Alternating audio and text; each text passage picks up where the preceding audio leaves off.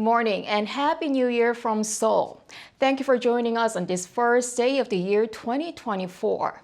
And as we welcome the start of the new year, President Yoon's will address the nation in a few minutes.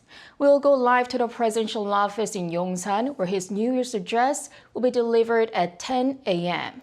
The president will speak for about 20 minutes, which is slightly longer than last year's speech. His message will be focused on people's livelihoods and the economy. The president will likely emphasize running a government that addresses issues and promptly takes action. You will also likely to call for a caring government that looks after people's livelihoods. And it seems like the speech has begun, so let's listen in. 재외동포 여러분, 푸른 용의회 갑진년 새해가 It is the new 밝았습니다. year, the year of the 새해 green 복 wooden 많이 dragon. 받으십시오. I wish you all a happy new year.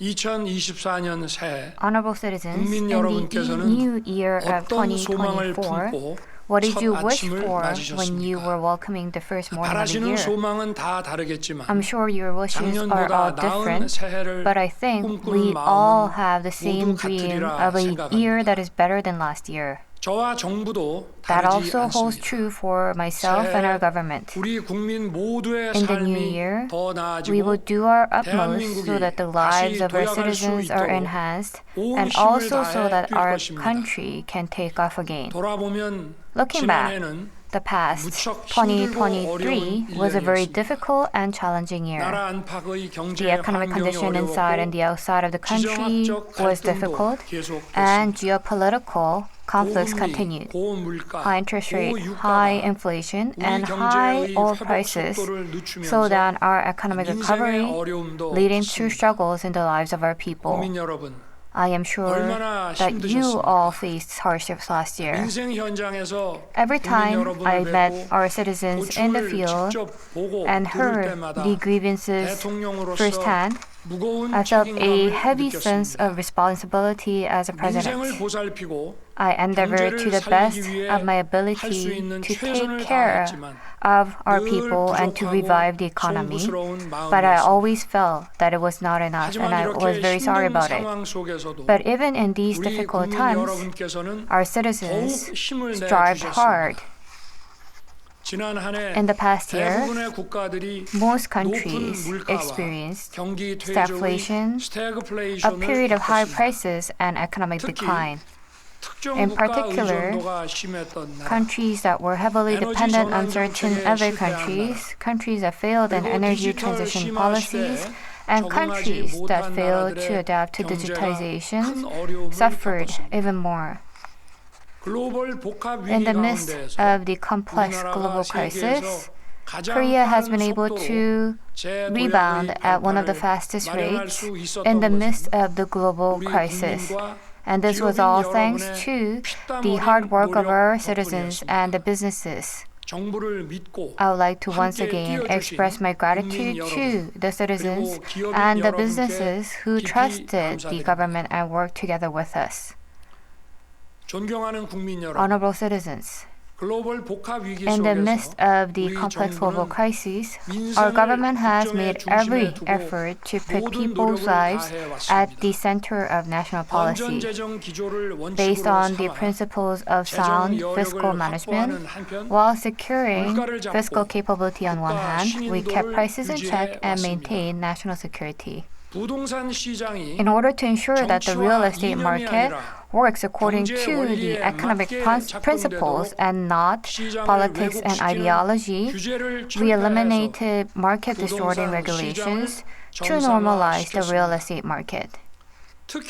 In particular, by easing the burden of property taxes, we reduced the burden on the people. We supported national strategic technologies, including semiconductors, with world-class incentives, and lowered corporate taxes to encourage corporations to hire and invest. 15 national high-tech industrial parks and 7 high-tech strategic industrial parks were designated, and we abolished killer regulations that do not meet global standards to foster the industry and to open up markets. The new year of 2024 will mark a major turning point for Korea to take another leap forward. First and foremost, as global trade recovers, the overall vitality of our economy will improve, and improved exports will drive recovery and growth. Prices will also be more stable than they are today. We are committed to ensuring that the warmth of the economic recovery will be conveyed fully to the most vulnerable in the society. The government and financial sector will work together to reduce the financial burden of small businesses and the self-employed citizens. Risks that could threaten our economy, such as real estate PF and household debt, have been well managed over the past year, and we will continue to manage them thoroughly. In the new year, we will increase the supply of housing within the city so that people do not have to leave the city in search of a new home. In particular, we will speed up the redevelopment and reconstruction projects from scratch so that the process will be sped up, and we will expand the supply of compact housing for 1 to 2-person households. We will continue to eliminate killer regulations that hinder business investment to back up economic vitality, and we will also provide full support on the advanced industry so that businesses can unleash their creativity and innovation. Economic diplomacy and sales diplomacy are examples of job diplomacy that create jobs for our people. Since taking office until now, I have met with leaders of 96 countries to conduct 151 meetings and expanded the playing field for our corporations and our citizens to realize their full potential. In the new year, we will continue to focus on job diplomacy. Last year, despite challenging internal and external conditions, we maintained our market economy principles and sound fiscal stance, fueled by the vitality of the private sector, resulting in the highest employment rate and the lowest unemployment rate in the history of statistics. The average employment rate for the young people in their late 20s, a key employment age group, was 72.3% from January to November of last year, which was the highest level ever recorded. Our efforts and achievements are also being recognized overseas. The Economist, a globally renowned economic magazine, made a comprehensive assessment of our economy and ranked it second out of 35 OECD countries. I will continue to do my best with the hope that this year's economic achievements and the warmth of the economic recovery will reach every corner of our people's lives. Since assuming office, the government has consistently worked hard to eliminate cartels, dismiss the misuse of government subsidies, break up monopolies in certain industries, and so forth to get rid of injustice and illegality. This year, we will continue to expand the freedoms of our citizens and improve the well-being, and we will create a fairer society. We will break up cartels that solely focus on self-interest and ideology. We will ensure that all citizens will enjoy fair opportunities. We cannot truly reform for our citizens without fighting against the corrupt cartels. I ask you for your support and encouragement as we continue our reform efforts this year.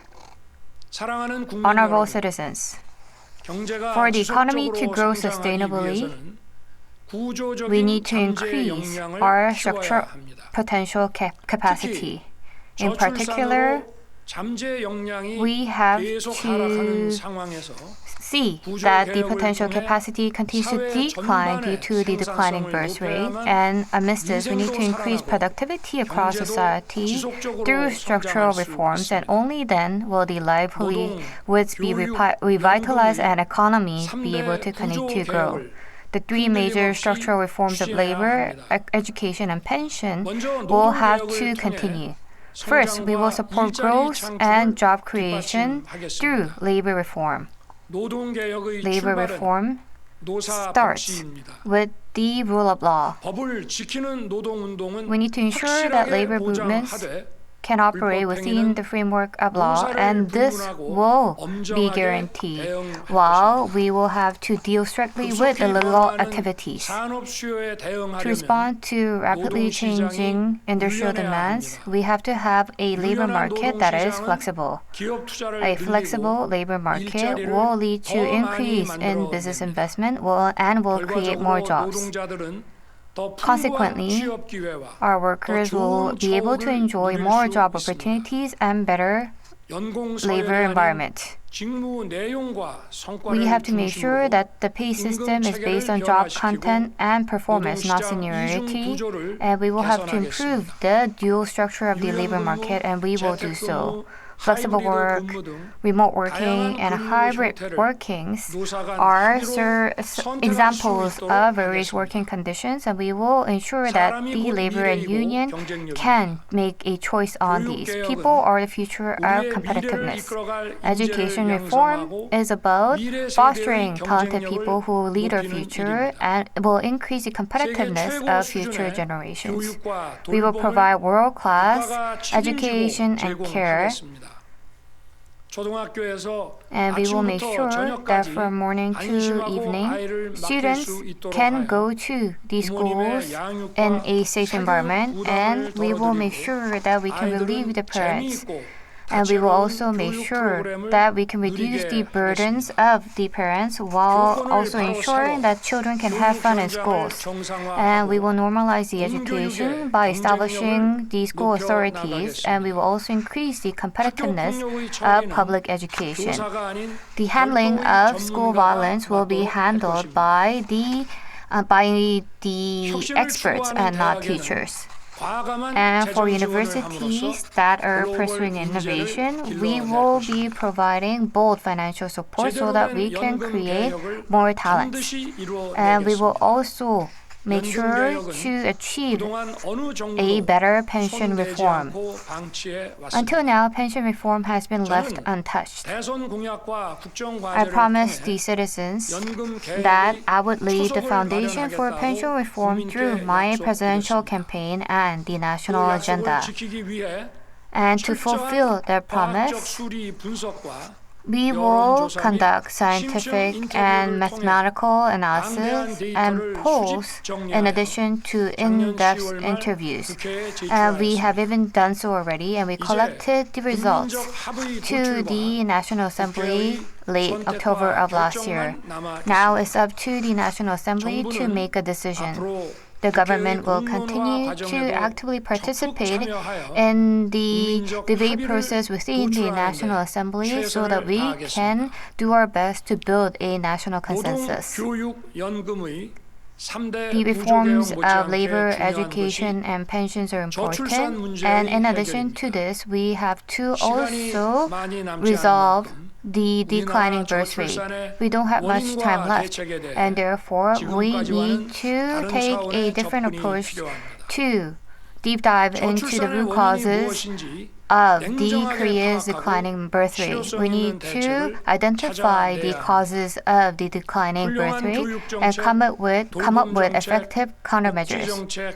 Good education and care facilities, welfare, housing, and employment policies can help resolve the birth rate problems. However, it might not be the fundamental resolution, and we already know this with the 20 years worth of experiences. In addition, with regards to the low birth rate, One of the causes is the over-competition in our society, and it is really important for us to resolve this. To this end, our government's important national goal of regionally balanced development policy will be pursued further. Honorable citizens, since inauguration, the government has continued to expand the US-ROK alliance and set it as one of the global comprehensive strategic alliances. We normalized the bilateral relations with Japan that was neglected until now and resumed the diplomacy between South Korea and Japan for the first time in 12 years. And based on this, at Camp David, we had established a trilateral cooperation among US, South Korea, and Japan to promote peace and prosperity in the Korean Peninsula. And we also established the Nuclear Consultative Group in accordance with the declaration. And we established a new nuclear base, military alliance between US and Korea. Republic of Korea is committed to not a submissive peace, but a true and lasting peace based on the strengths and the goodwill of others. We are continuing to build that solidly. We will support free economic activity and a worry-free daily life. And against the North Korea's nuclear and missile threats, we will continue to build an even more robust South Korean triad system. And by the first half of this year, we'll complete the enhanced US-ROK extended deterrence system to contain North Korea's nuclear and missile threats. And we will equip our military with combined combat system with and without artificial intelligence and advanced science and technology. And we will create a cyber environment for the people. And we will ensure that we can create a cyber environment where people can be rest assured from various cyber threats, including ones that are coming from North Korea. And we will make sure that we can protect every corner of the Korean society. Based on this solid foundation of security, we will also ensure a tightly knit global economic security network. And in addition to this, we will ensure that the supply chain of minerals, materials, and components directly related to core industries are secure.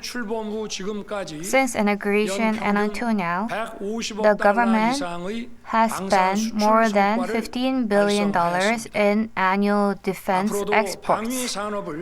We will continue to develop the defense industry as a national strategic industry, and we will diversify our export products and destinations so that Korea can become one of the top 4 defense exporting countries by 2027.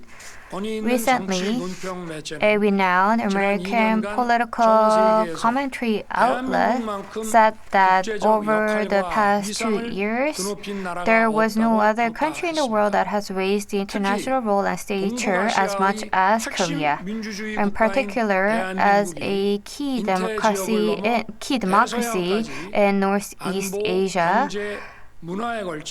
Korea has played a key role across security, economy, and culture that is encompassing the Asia-Pacific region and the Atlantic Ocean, while also including the Northeast Asia, and that was the assessments that we received. Our government will continue to realize the vision of becoming a global pivotal nation that fulfills its responsibilities.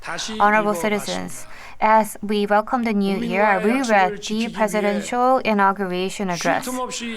I worked tirelessly to fulfill our promises to our citizens, but there's still more to be done. In the new year, I will continue to do my best with a new resolution. And first and foremost, I will go into the lives of people and listen to even the smallest of the voices. And I will also continue to promote genuine people's policies that can change and enhance the lives of our citizens. 검토만 하는 all. 정부가 아니라 The national 문제 government 해결을 is 위해 all centering on the 행동하는 people, and we will 정부가 become a 될 것입니다. government that actually acts to 미래를 solve 위해, problems. 우리 아이들을 And we 위해 will do so for our future, for 언젠가 our children. 누군가 해야 한다면 So if somebody 바로 has to do 지금 it someday, 제가 then 하겠습니다. it should be done by myself now. 새해에는 국민 여러분 The 모두 government and I will 원하시는 continue 바를 to do our 성취하시고 utmost so that in the 저와 new year, 정부도 all 최선을 citizens will be 다해 able to 뛰겠습니다. fulfill their wishes. 감사합니다. Thank you.